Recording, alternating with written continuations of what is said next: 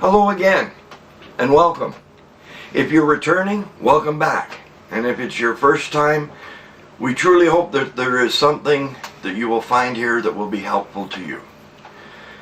With this blog, we're attempting to establish an open line of communication between those in recovery and to develop a little bit more of a community, a place that we can be together and share our lives in a supportive way.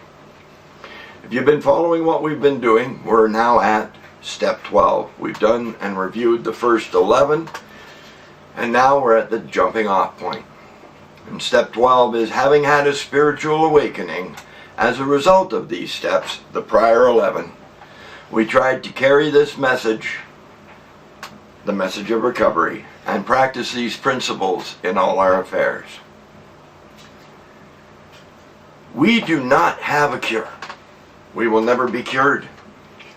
We have an allergic reaction to substances, and we have a mental compulsion. The allergic reaction causes us, once having put in a substance in our body, we develop the phenomenon of craving. And the mental compulsion is sometimes, somehow, somewhere, we're going to learn how to drink and use like a normal person. Be honest. Look back into your history. From the first time you become exposed to these substances, have you ever used like a normal person? You know, to a normal drinker or a recreational drug user, the amount they use never enters their mind. It never becomes a problem. And if you were like me, it was always on my mind. I was always trying to find a way to get or ensure my next drink, drunk, or high. What we do have, according to our literature, is a daily reprieve based upon our spiritual condition for that day. And nothing will ensure your spiritual condition better than attempting to work with another suffering person in recovery, or if you're suffering yourself, reaching out and allowing somebody in the community to help you. Together we will live. Isolated and alone we will die. The opposite of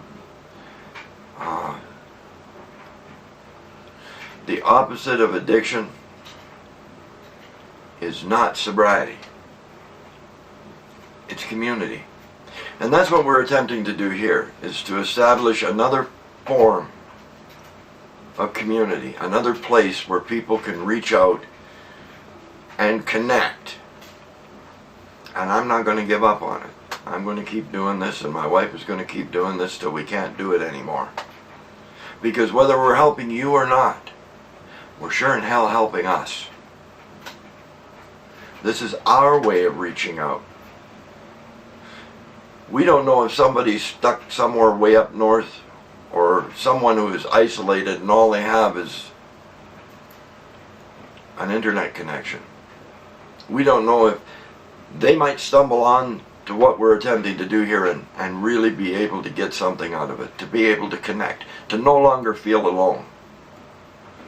Now, I don't know about you, but when I was drinking or using, it was the most isolated, lonely place. I couldn't let anybody in. I couldn't let anybody see. I lied and manipulated so that nobody knew what I was doing. The shame, the guilt, the remorse, I didn't want them to see that. Here, I can reach out in honesty and share that in the hope of connecting with another person and having them understand that I know what they're going through. I know what isolation is all about, and I know how damaging it can be. I was the black sheep of my family. I came to recovery and found the rest of my flock. So, reach out. Reach out to those that you can talk to face to face. Reach out in any way you can. Go to lots of meetings. Put boots on the ground, and that will ensure your recovery.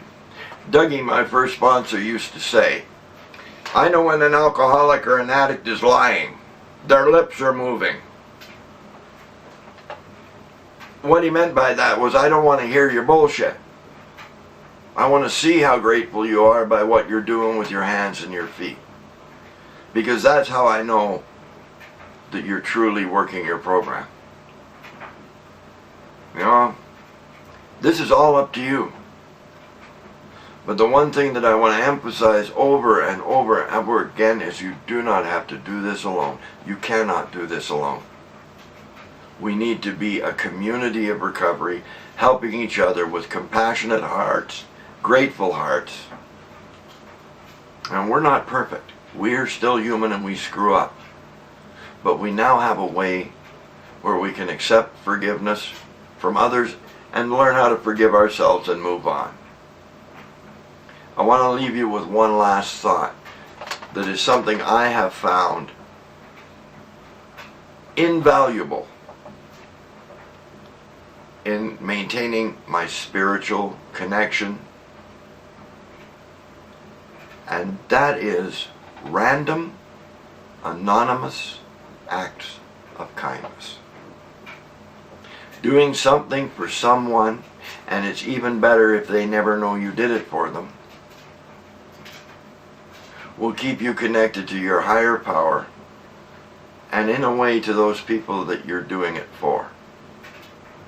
You're doing it simply because it's the right thing to do and with no hope of any gain for yourself. What you'll gain out of that is self-worth, self-esteem, and the big one, integrity. You're not looking for any glorification, you're simply doing it because it's the right thing to do. So I truly wish, truly wish that somewhere, sometime, somehow, some of you will begin to engage with us in conversation. Ask a question, leave a comment, share some of your own experience, strength, and hope, so that we can grow this community of recovery. And as we trudge the road to happy destiny, and trudge simply means to walk with purpose, we'll never ever have to worry about being alone again. So I wish for you, until we meet again, that you walk hand in hand with other recovering addicts and alcoholics and those around you that you love and your higher power. Bless you all. Shalom.